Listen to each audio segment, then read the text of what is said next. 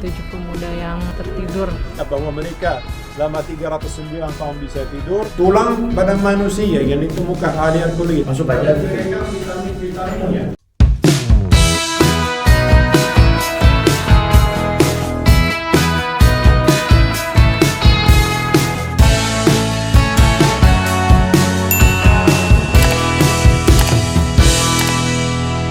Halo semuanya, seperti namanya, Arunika dengan senang hati akan menyinari harimu agar lebih menyenangkan.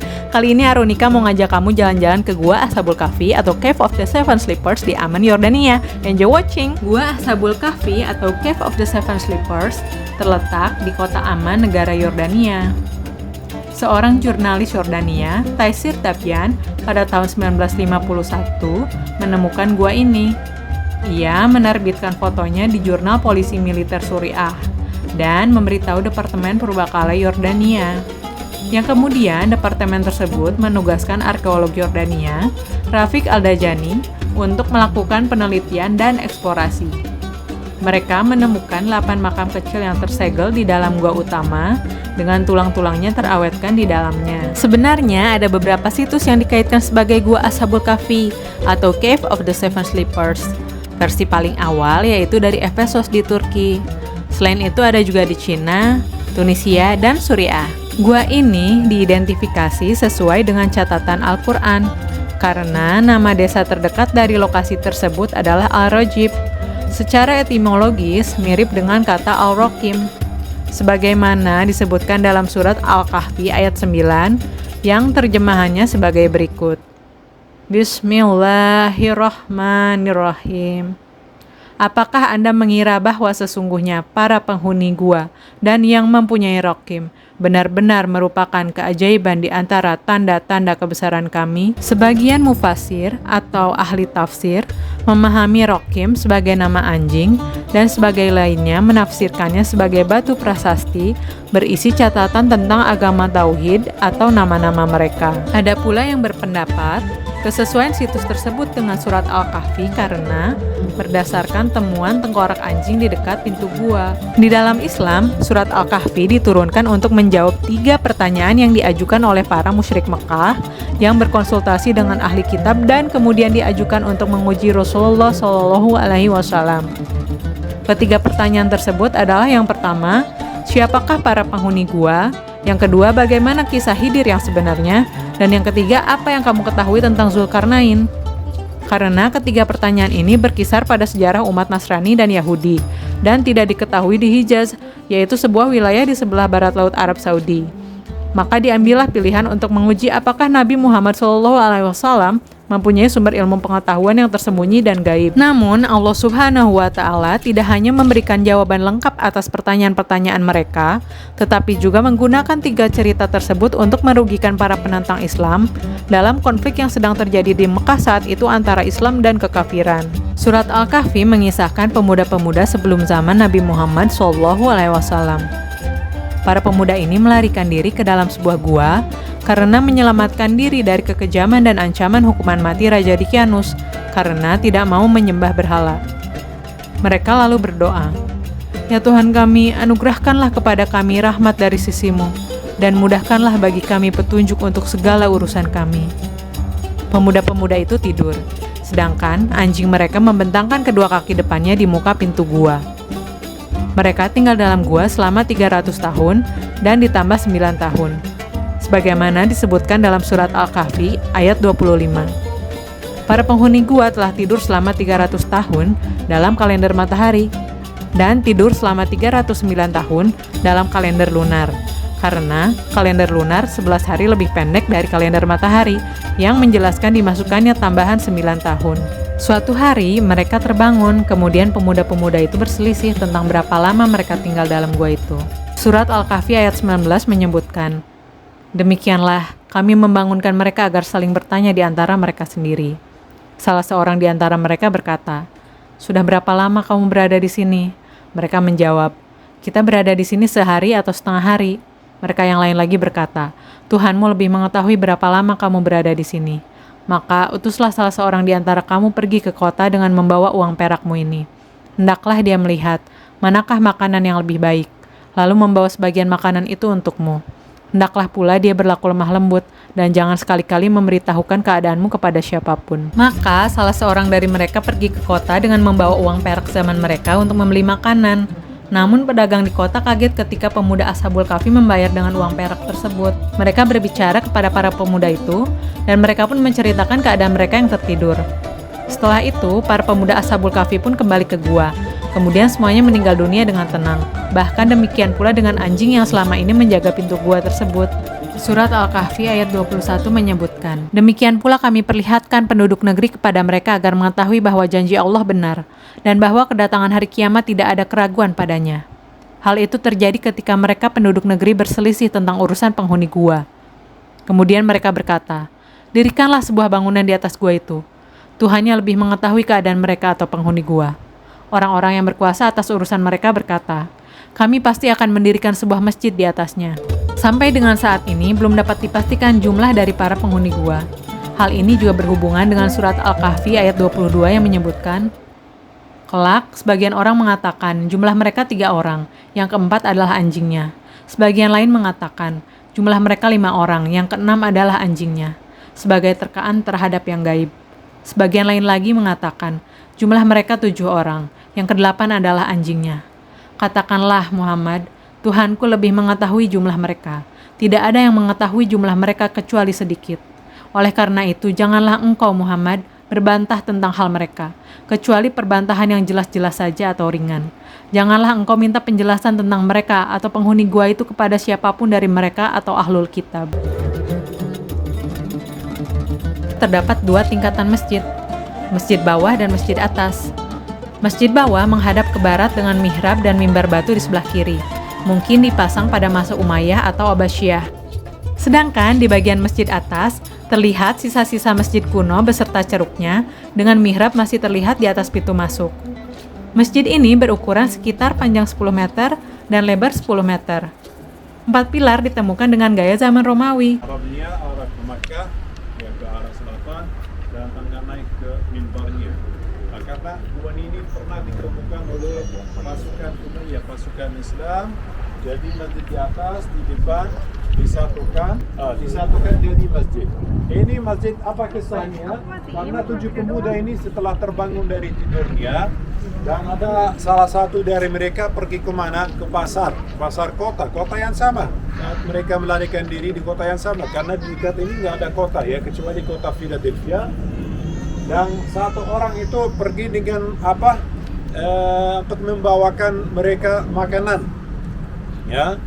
Dan dengan sisa mata uang yang mereka memiliki, dia pergi ke pasar, tetapi dia kaget karena ada banyak perubahan, ya.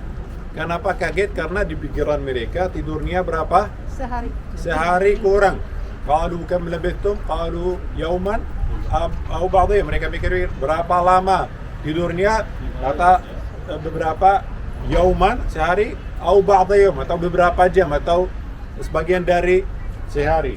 Ya, lalu dia kaget karena Bapak Ibu, waktu mereka melarikan diri, penduduk kota masih menyembah berhala, patung itu Romawi ya.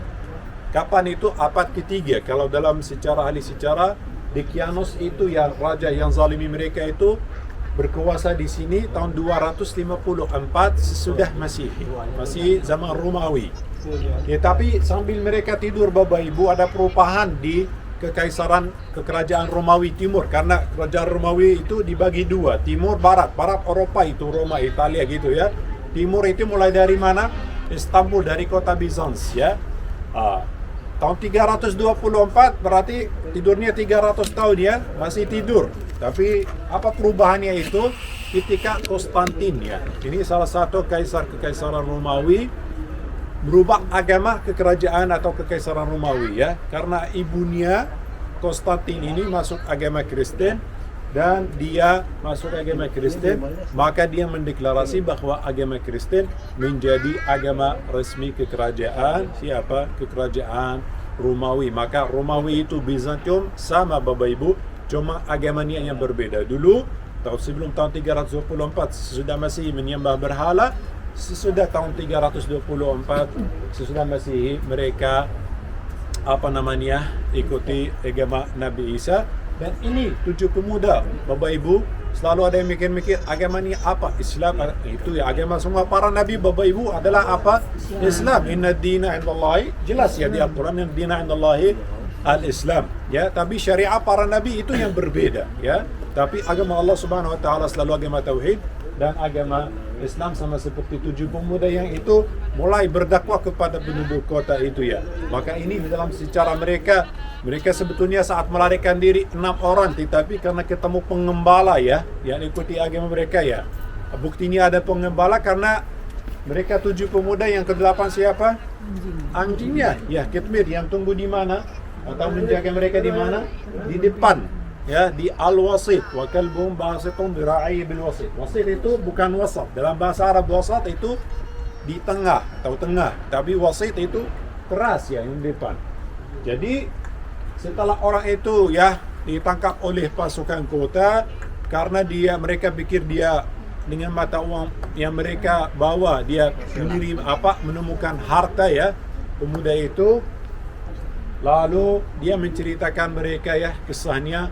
Akhirnya mereka percaya dengan cerita, karena di Injil juga Bapak Ibu di Perjanjian Baru ada kisah 7 pemuda ini, tetapi kurang jelas sama seperti ceritanya atau diceritakan Rasulullah Sallallahu Alaihi Wasallam kepada kaum Quraisy dan kepada umat Yahudi. Karena kalau kita membaca asbab atau sebab-sebab turun suratul Kahfi itu ketika umat Quraisy itu bertanya kepada Rasulullah SAW 3 pertanyaan, salah satunya tentang 7 pemuda ini ya, di zaman dahulu melarikan diri, apa kisah mereka, apa yang terjadi sama mereka gitu ya. Lalu saat dia balik sama pasukan kota, dia masuk bersyukur kepada Allah Subhanahu wa taala atas mukjizatnya bahwa mereka selama 309 tahun bisa tidur, lalu mereka mati ya. Jadi terbangun mati dalam beberapa jam Bapak Ibu saja ya. Dan selalu ditanya berapa lama setelah mereka terbangun dari tidurnya, kapan mereka mati ya ibu-ibu, langsung mati dalam sehari saja. Dan setelah mereka meninggal, langsung penduduk kota yang ikuti agama yang benar, ikuti jalan yang benar, mereka bikin makam buat mereka di dalam. Nanti dalam ada 7 kuburan, dan membangun masjid di atas itu ya, di atas gua Al-Kahfi.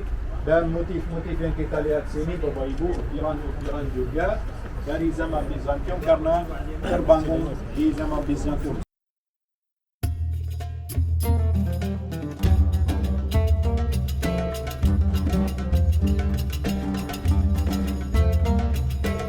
Gua ini terbagi menjadi 3 bagian. Satu bagian membentang lurus dari pintu masuk ke arah utara, bagian kedua bercabang ke arah timur di sisi kanan, dan bagian ketiga bercabang ke arah barat di sisi kiri.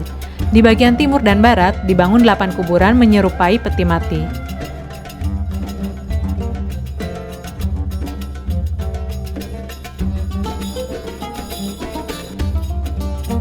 Kuburan di bagian timur sebelah kiri terdapat lubang kecil yang dilapisi dengan kaca yang tebal. Jika kita mengintip ke dalam, sisa-sisa tulang manusia dapat terlihat dengan jelas.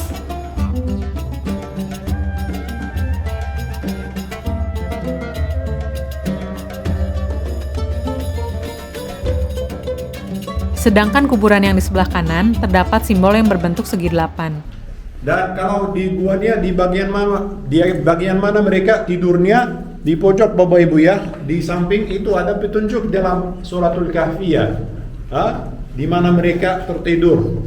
Wa hum fi fajwatin min. Fajwa itu artinya lubang. Di bagian timur gua terdapat ruangan ventilasi kecil yang menanjak ke atas yang menyerupai cerobong asap.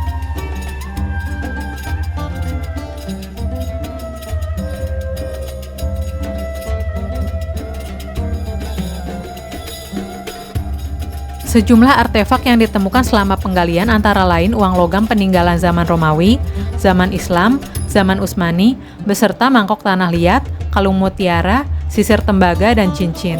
Semua benda ini kini telah dikumpulkan dan dipajang di dinding utara gua. Di dekatnya juga ditemukan beberapa kendi tanah liat yang kemungkinan digunakan untuk berwudu. Ini semuanya kosong ya. Penutup ini baru dikasih oleh ahli arkeologi, dan ada 3 di sebelah kiri sana ya, 3 kuburan lagi. Jadi saat mereka Bapak Ibu berlindung dalam gua ini sebetulnya gua alami ya, nggak ada motif-motif ini, gerbang-gerbang ini nggak ada sama sekali Bapak Ibu ya.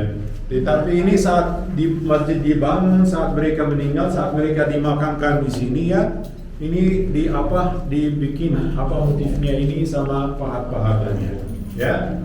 Tulang badan manusia yang ditemukan ahli arkeologi tahun 1962 dalam gua ini Bapak Ibu ya, ditaruh dalam salah satu kuburan kosong, dikasih penutup juga ya, lewat kaca ini, tapi pakai lampu bisa ya, atau pakai flash bisa mengambil fotonya ya.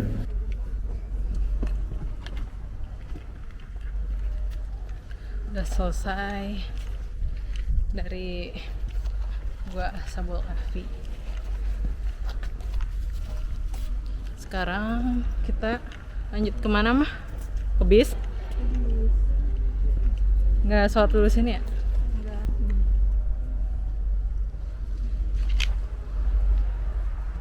Tuh, di tempatnya. Ya di atas ada masjid juga.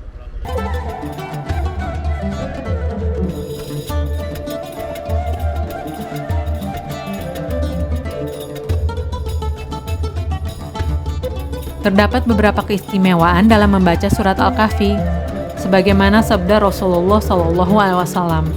Barang siapa yang membaca surat Al-Kahfi pada hari Jumat, dia akan disinari cahaya di antara 2 Jumat.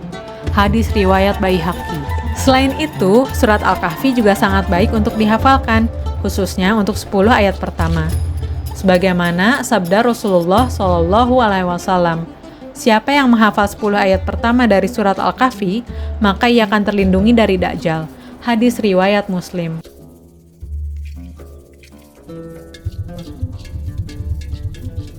Tonton keseruan-keseruan lainnya di video selanjutnya ya. Dan jangan lupa like, comment, subscribe, dan share. Thank you for watching.